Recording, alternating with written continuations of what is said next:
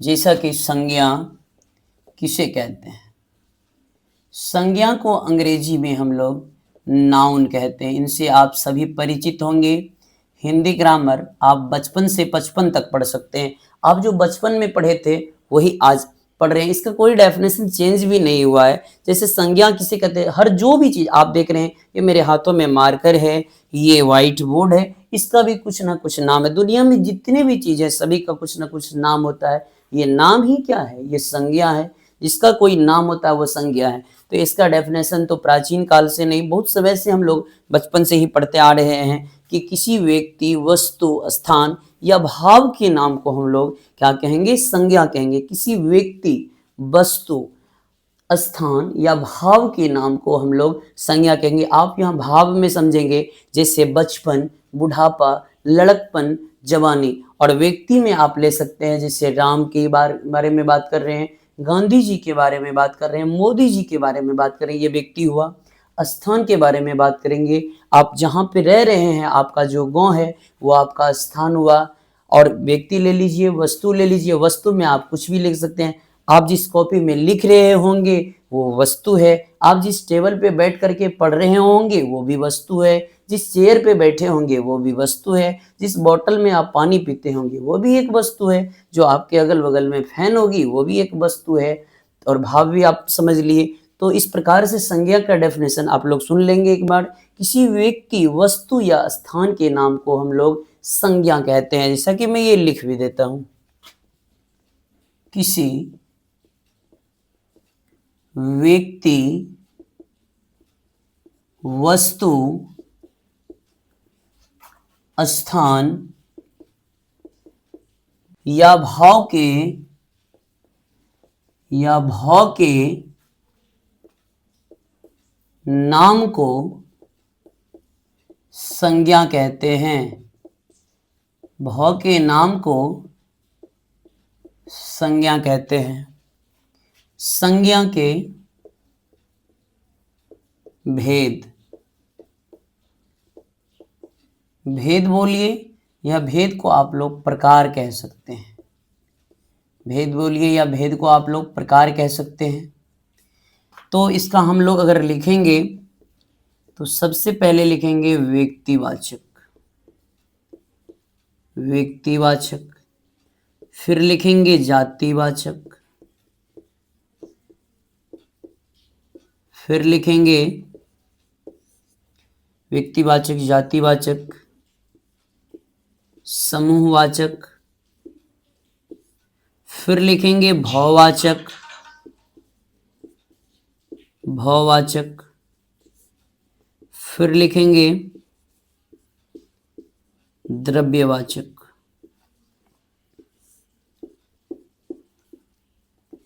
व्यक्तिवाचक किसे कहते हैं? जिस संज्ञा से किसी खास व्यक्ति, वस्तु, स्थान का भाव होगा उसे हम लोग व्यक्तिवाचक संज्ञा कहेंगे। जिससे उसी संज्ञा के जाति का बोध होगा उसे हम लोग जातिवाचक संज्ञा कहेंगे। ऐसी संज्ञा जिससे किसी जाति का बोध होगा, जैसे लड़की एक जाति है, लड़का एक जाति है। व्यक्तिवाचक की बात करेंगे तो ये जैसे किसी खास व्यक्ति के बारे में बात कर रहे हैं, जैसे गांधी जी ले लीजिए तो ये व्यक्तिवाचक संज्ञा में आएंगे। जैसे आप अपने आप को ले लीजिए तो ये व्यक्तिवाचक संज्ञा में आएंगे। और समूहवाचक, जिस संज्ञा का ग्रुप होगा तो उसे आप लोग समूहवाचक कहेंगे। अक्सर लोग कंफ्यूज हो जाते हैं, सेना, सेना कौन सी संज्ञा होती है? तो सेना जो होगी वो समूहवाचक संज्ञा होगी। और भाववाचक, जिस संज्ञा से किसी के गुण, स्वभाव, भाव, दशा का बोध होता है वो भाववाचक संज्ञा में आएंगे। द्रव्यवाचक संज्ञा वे संज्ञा होंगे जिसे नापा या तोला जा सके, वो द्रव्यवाचक संज्ञा होंगे। तो इनके डेफिनेशन को आपको लिखने की कोई आवश्यकता नहीं है। आप सिर्फ ये उदाहरण से ही पकड़ेंगे कि व्यक्तिवाचक संज्ञा कौन है, जातिवाचक संज्ञा कौन है, भाववाचक संज्ञा कौन है।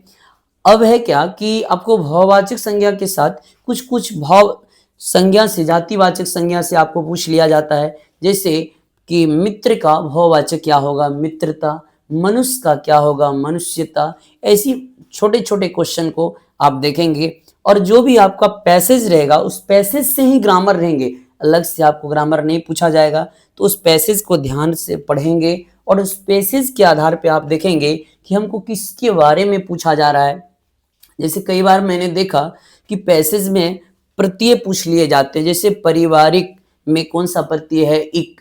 पारिवारिक में कौन सा प्रत्यय है, इक। मनुष्यता में कौन सा प्रत्यय है, ऐसे क्वेश्चन पूछे जाते हैं और उपसर्ग पूछे जाते हैं। तो मैं नेक्स्ट जो वीडियो होगी, नेक्स्ट क्लासेस में मैं आप लोगों का सबसे पहले उपसर्ग और प्रत्यय लेकर के ही आऊंगा। उसके बाद हम संधि पढ़ेंगे और समास पढ़ेंगे।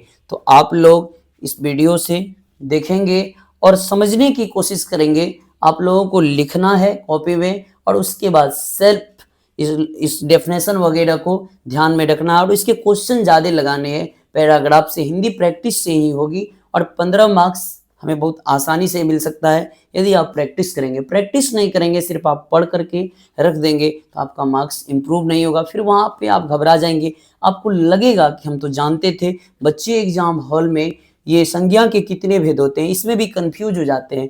5 होते हैं, 4 होते हैं, 3 होते हैं, वो अलग अलग स्टेटमेंट देते हैं। फिर बगल वाले से पूछते हैं कि आपको पता है क्या, तो बगल वाले आपके भरोसे आते हैं, आप उनके भरोसे जाइएगा तो फंस जाइएगा। इसलिए आप लोग अच्छे से पढ़िए और इस चैनल के माध्यम से जुड़े रहिए, आपको भटकना नहीं है। मैंने फर्स्ट डे ही आप लोगों से वादा किया था कि मैं हिंदी जितना पढ़ा रहा हूँ बस इतना पढ़िए, इतना ही काफ़ी है। ठीक है, तो चलिए हम लोग नेक्स्ट वीडियो में आपसे मिलते हैं।